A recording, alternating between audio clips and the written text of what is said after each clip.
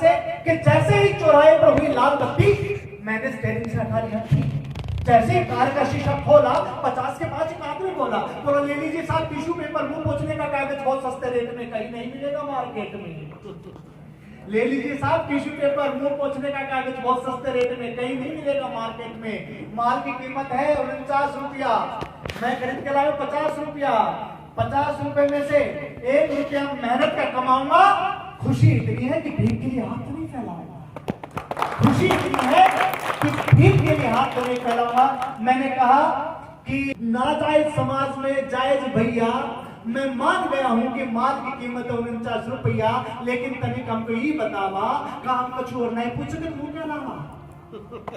उसने कहा आप नाकाम कुछ भी पूछो पर सवाल मत पूछो। मैंने कहा यही तो सवाल है, कमाल है, जब कोई सामान खरीदेगा तो सवाल क्यों नहीं पूछेगा? तो तुम मुझे बताओ क्या ये कागजों से मुमकिन है पूछना पसीना?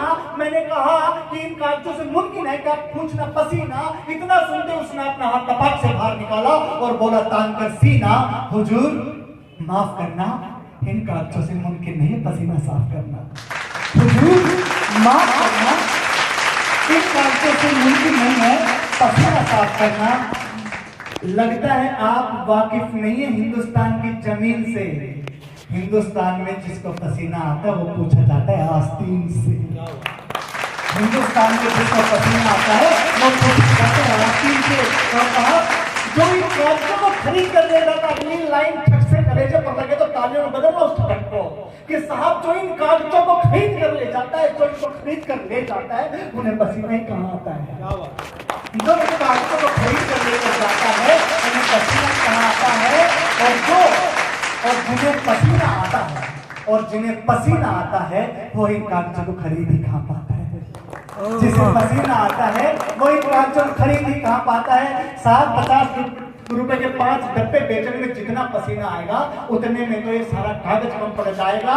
इनसे पूछे जाते हैं हाथ आइसक्रीम के, इनसे पूछे जाते हैं निशान लिपस्टिक के, इनसे पूछे जाते हैं हाथ ऑमलेट के, इनसे पूछे जाते हैं ऊपर लगी क्रीम, इनसे पूछे जाते हैं आइसक्रीम, इनसे पूछे जाते हैं हाथ चॉकलेट के, इनसे पूछे जाते हैं हाथ ऑमलेट के। लगता है वाकिफ नहीं हिंदुस्तान की जमीन से। हिंदुस्तान में पसीना पूछा जाता है आस्तीन से। उसकी बातें सुनकर मैं तो हिल गया पूरे के पूरा। मेरा प्रश्न रहा अधूरा। वो बोला भाई साहब आप बात करते हो पसीने की, मैं कहता हूं कोई जुगत लगाओ जीने की। 12 वर्ष किया है मेहनत, चूल्हा जला महीने का। मैं कहता हूं आप तो दाम लगाओ मेरे इस पसीने का, आप तो दाम लगाओ मेरे इस पसीने का।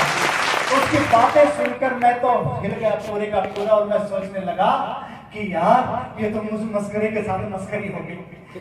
मैं सोचने लगा ये तो मुझ मस्करे के साथ मस्करी हो गई। बोले बाबूजी गाड़ी आगे बढ़ा दो, बत्ती हरी हो गई। तो ये नाटक है, ये नाटक कल्चर है।